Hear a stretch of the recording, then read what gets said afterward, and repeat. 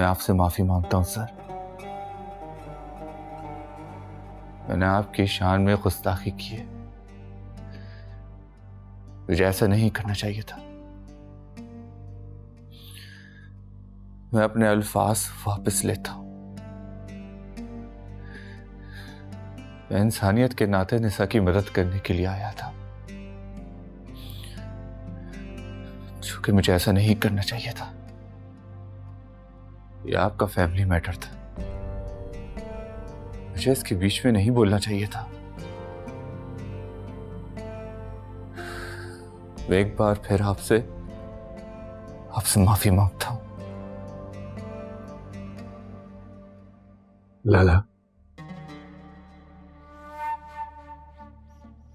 जाइए इसे कुत्तों के साथ बांध दीजिए। और कुत्तों से भी बुरा सलूक कीजिए इसके साथ। जाइए। वो जरा मेरे का देखो ना।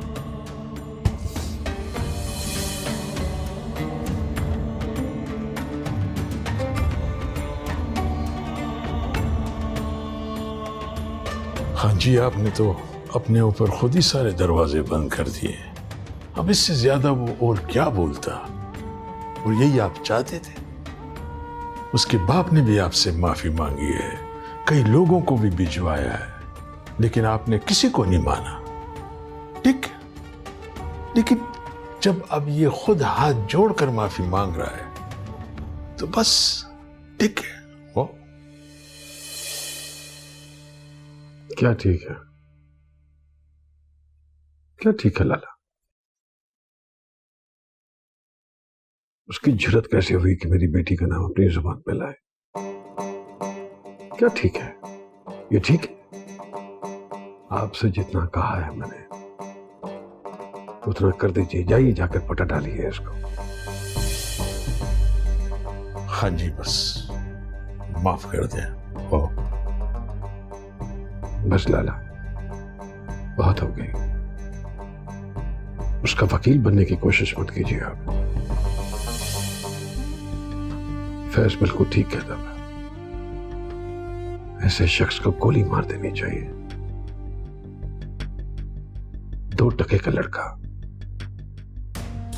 जुर्रत कैसे हुई है इसकी कि मेरे बेटे पे बंदूक उठाए? जैसा आपका हुक्म है खान जी।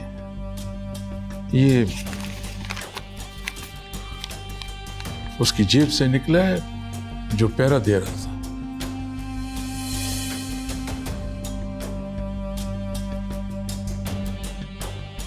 तुमसे मिलने के बाद मैं अपनी माँ को भी भूल गया था निसा।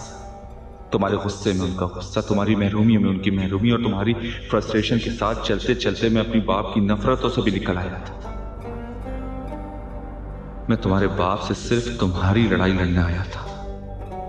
मुझे समझ में नहीं आ रहा कि मैंने तुम्हारे बाप की कब, कहां और कैसे इंसल्ट की। मैंने अपने बाप की बेइज्जती की।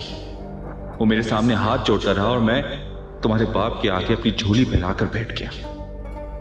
लेकिन अगर तुम्हें वो बेइज्जती लगती है तो ठीक है, मैं जा रहा हूं उनसे माफी मांगने के लिए। अब वो मुझे माफ करते हैं या सजा देते हैं, ये सब कुछ उनके हाथ में। मगर मैं अपनी मां का दुख अपनी बाप की दी हुई महरूमी को लेकर जा रहा हूं, हमेशा के लिए तुम्हारी जिंदगी से।